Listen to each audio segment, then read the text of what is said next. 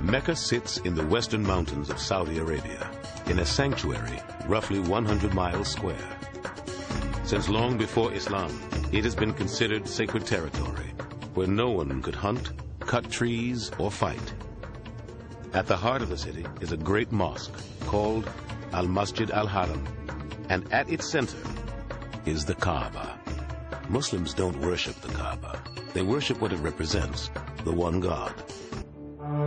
Hajj takes place in and around Mecca. It is a series of rituals performed between the 8th and 13th days of the last month of the Islamic calendar. While circling the Kaaba is the final act of the pilgrimage, it is also the top priority for pilgrims when they first get to Mecca. For Muslims who have prayed in this direction every day for years, seeing the Kaaba for the first time is almost overwhelming. Now to the Valley of Mina, where the Prophet Muhammad stopped and rested on his Hajj nearly 14 centuries ago. This is a town that grows from virtually 0 to 2 million people overnight. At dawn on the next day, the camps stir with anticipation for the greatest day of the Hajj. 2 million people are off to the plain of Arafat. Some 50,000 vehicles clog the roads.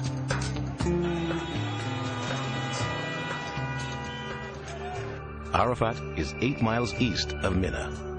It's the place, Muslims believe, Adam and Eve found each other after exile from Eden. And it's seen by many as a rehearsal for the Day of Judgment.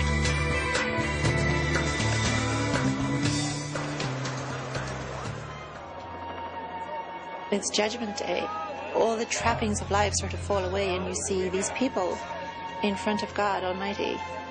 And that's all there is. A strange quiet descends in the afternoon as people turn inward. It's called the Standing at Arafat. Only when the sun has set can pilgrims leave Arafat.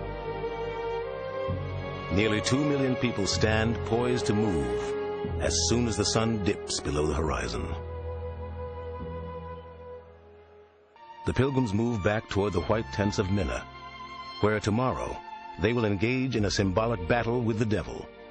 Here, Muslims believe, God asked Abraham to sacrifice his son, but the devil challenged him not to. One story says, Abraham pelted the devil with stones 3 separate times, chasing him away.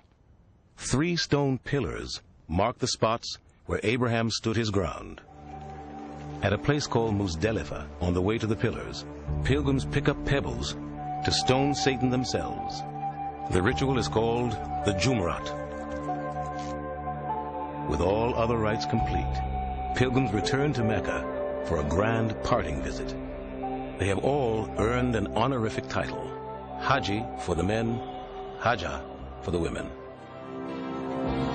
Pilgrims arrive alone in a current of 1 million strangers and go home riding a spiritual wave of rebirth.